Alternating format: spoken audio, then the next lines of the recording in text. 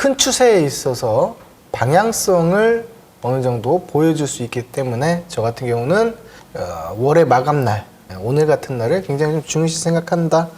뭐 참고상으로 좀 생각을 해주셨으면 좋겠고요. 네. 자, 오늘 해외 시장 같은 경우는 상승에 대해서 그동안 좀 올라왔죠. 뭐 탄력 있게 올라왔다고 볼 수도 있겠죠. 왜냐면 이제 낙폭이 과대한 시점에서 일전에 우리가 역사상 유례 없는 상승을 한번 봤고, 그 이후에도 반 캔들 정도 내려왔다가 다시 한번 고점을 향해서 움직이는 모습들이 있는데, 추세를 여러분들이 그 나스닥이라든지 이러한 선물 차트든 현물 차트든 보시면 일봉에 대한 추세를 아직 그 채널을 돌리지는 못했어요. 그러니까 채널 상단 맞고 다시 한번 조정 구간에 들어올 수 있는 상황이죠. 여기에 있어서 이제 기업들, 이제 빅테크 기업들에 대한 실적을 좀 봐야 되는데, 실적이 그렇게 뭐 시장 예상치보다 그렇게 상회를 하는 것도 아니고 그냥 소소한 수준에서 비슷하게 지금 전분기와 다름없이 흘러가는 모습들.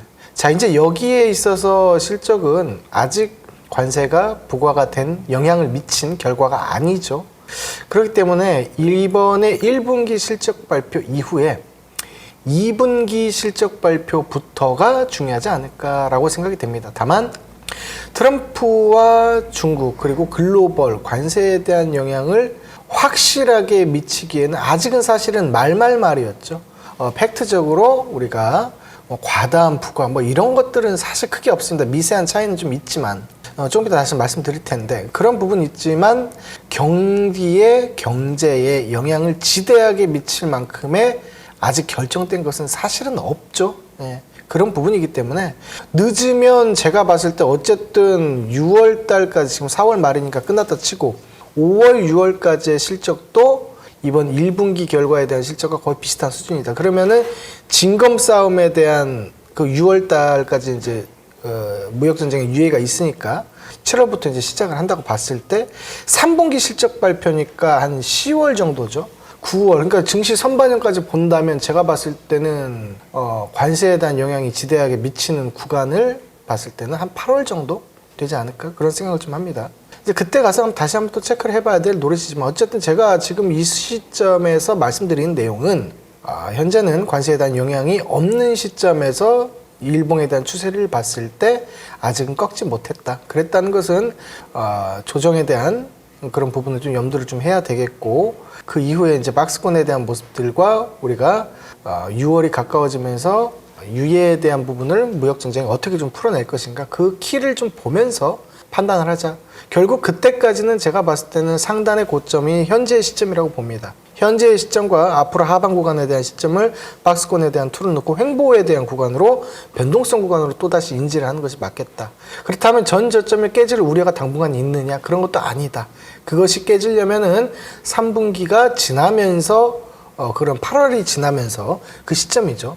8, 9, 10. 이 3개월 동안에 다시 한번 체크해야 될 노릇이지만, 그 이전까지는 박스권 안에서 상단과 하단의 변동성 움직임을 계속적으로 보여줄 수 있을 것이다. 저는 이렇게 보고 있습니다. 여러분들도 체크해 보셔서, 제가 저번 시간에도 말씀을 좀 다 드렸던 내용입니다. 큰 틀의 박스권 안에서 변동성 만들어내고 그 다음 작은 박스권이 그 중심가에서 움직인다. 큰 틀 박스, 작은 틀 박스 이렇게 움직이다가 결국엔 이 큰 틀의 박스를 형성한다. 이렇게 좀 생각을 해주시면 되겠죠.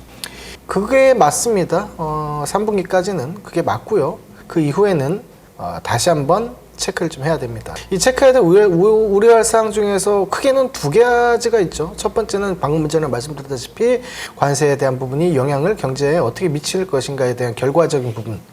그게 이제 확정적으로 얼마만큼 한다라는 부분이 예시가 되겠죠. 그 부분이 첫 번째고, 이제 두 번째에 있어서는 이제 경기가 실질적으로 지표상 고용 지표라든지 실업률 지표, 임금 인상률, 뭐 여러 가지 기타 등등등 이런 부분들이 작년의 골디락스에 대비해서 상회하는 수준은 없을 것이다. 기업 실적도 마찬가지겠죠. 그렇기 때문에 오히려 안 좋을 수 있는 방향성이 좀 더 높다. 뭐 이렇게 좀 생각을 해주시면 좋을 것 같습니다. 어디까지나 지금은 우리가 뭐 해야 됩니까? 단기 박스권의 변동성 구간을 잘 활용해서 매매를 하자라는 거죠. 그러면 우리가 우리나라 국내 증시를 이끌어 왔을 때 상한가가 30%, 하한가가 30%죠. 마이너스. 30%의 툴을 두고 오늘 전략적인 부분을 제시하는 겁니다. 오늘 A라는 종목, B라는 종목, C라는 종목을 제시를 했을 때 뭔가가 싹 하고 올라갔어요.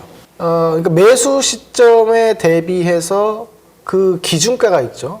기준가가 0%에서 30%까지. 만약에 딱 눌렀는데 상승을 한다. 15%가 하프죠. 여기 이상이 올라갔을 때는 단기적으로 매도를 한번 고려를 하세요. 그 다음에 그 이하에서 움직임을 만들어내는 첫 바다에 잡았을 때는 조금 더 갖고 가고 이런 식으로 하시면 됩니다. 그 대표적인 예가 지난 시간 그저께죠. 그저께 제가 히든주로 말씀드렸던 인스피언 같은 경우가 그렇죠. 15%의 룰을 두고 종가상으로 15%를 넘지가 않았기 때문에 우리가 플러스 10%권까지 일단 갔습니다. 그저께 당일날 갔습니다. 당일날 가고 그 다음에 어저께 같은 경우는 한 번 더 펌프가 나왔어요. 이렇게 두 캔들 정도 빵빵 뛰었을 때는 어제 같은 경우는 매도가 일부 했었어야 된다라는 거죠. 그러니까 저의 논리는 그래요. 제가 여러분들한테 무료로 이런 방송을 해드리면서 일일이 가격은 한 번씩 가끔은 찍어드리지만 사실은 안 찍어드려요. 일부러. 왜냐하면 그럴 필요도 없고 여러분들이 생각하는 틀을 좀 갖춰야 되고 전략적으로 하는 습관들을 자꾸 드려야 됩니다. 제가 다 해드리면 뭐 그게 뭐가 되겠어요. 뭐 그렇지는 않고 그러니까 저는 논리를 말씀드리는 거니까 여러분들 잘 생각해 보세요. 뭔가 제시했을 때 내가 항상 말씀드린 그거죠. 단기 변동성 구간에서 자유롭게 매매를 했어야 된다래요. 이게 첫 번째예요. 그러면 매수 시점 대비 하프 잡고 15%룰 잡고 그 이상으로 일봉을 끝내냐 그 이하로 일봉을 끝내냐를 두고 연속성을 보고 짧게 매매를 하자 이런 얘기입니다. 결국은. 그래서 그런 부분들 참고하셔서 보셨으면 좋겠다. 뭐 이런 겁니다. 자, 오늘 시장 같은 경우는 혼조세를 나타내지 않을까 싶습니다. 어제도 그랬죠. 금요일은 원래도 지지부진합니다. 다음 주 연휴 없죠. 그러니까 그런 시점에서 공격적으로 홀딩하고 넘어가는 사람들은 별로 없을 거란 말이에요. 그래서 어제 같은 경우도 윗꼬리가 좀 상당히 많이 발생되는 모습들이 좀 있었고 오늘도 그러할 것이다라는 거죠. 자, 오늘도 저는 그렇습니다. 같은 전략을 또다시 말씀드리는데 제가 히든주로 말씀드리는 부분은 아까 말씀드렸다시피 매수 진입 시점과 15%의 룰을 가운데에 두고 그 다음에 한 번 더 갖고 갈 것인지 수익이 났을 때 빨리 팔 것인지 빨리빨리 판단하자. 이거를 또다시 강조드립니다. 자, 그리고 오늘 같은 경우는 저는 장중에 사실은 데이 트레이딩 위주로만 볼 것 같습니다. 오늘 같은 경우는 히든주가 없을 수 있다는 거 미리 좀 말씀 좀 드릴게요. 대신에 트레이딩 잘 나오죠? 남들 뭐 트레이딩 1% 냈다, 2% 냈다 박수치고 무슨 물개 박수치고 있는데 저 그런 거 보면 웃기죠? 트레이딩 했을 때는 최소 뭐 5%에서 10%는 빵빵 튀겨줘야 남는 장사죠.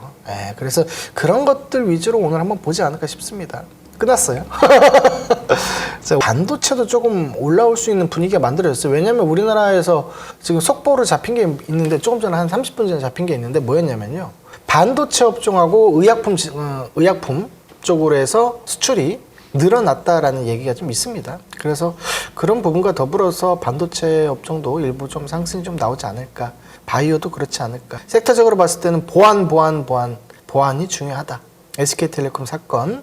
그래서 보안도 눌림 적용 시에 계속적으로 매수를 좀 고려해야 되는 그런 상황이다. 이렇게 좀 말씀드리겠습니다. 그런 정도? 그렇게 보시면 돼요.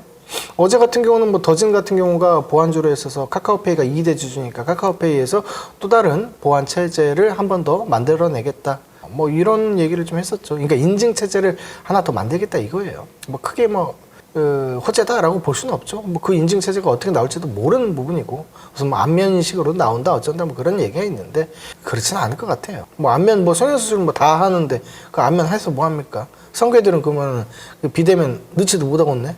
그런 거는 저는 솔직히 관심이 없고 보안적으로 저는 계속적으로 좀 체크를 좀 해야 되겠다 싶습니다. 특히나 AI를 활용한 보안으로 해야죠. 언제까지 사람이 그거를 컨트롤할 수는 없겠다. 이렇게 보는 거죠. 그 정도 한번 생각을 해보시면 좋을 것 같아요. 그래서 제가 저번 시간에도 말씀드린 게 지니언스라든지 인스피언이라든지 모니터랩, 한싹 이런 거 좀 말씀 좀 드렸었죠. 이 외에도 기타 등등 센즈랩도 있고 많습니다.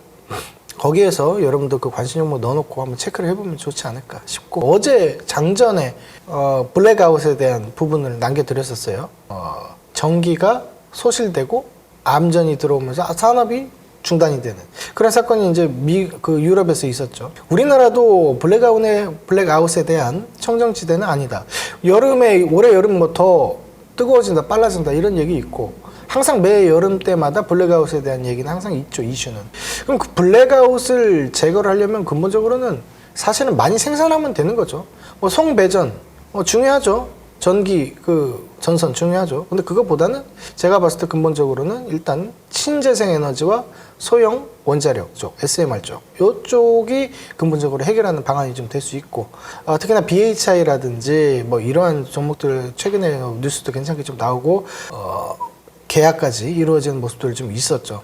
그래서 그런 부분들, 신고가를 달성하는 부분들에 있어서 한번 계속적으로 좀 체크를 하자. 제가 그래서 이제 그저께 같은 경우도 단기 트레이딩으로 당일에만 이제 눌림 매수 잡고 올라갔을 때 10%권 이상 수익이 좀 났었고, 어제는 제가 올라가는 거 보고도 멘트를 안 쳐드렸어요. 그냥 쳐다만 보고 있었어요. 그냥 그러고 싶을 때가 있습니다.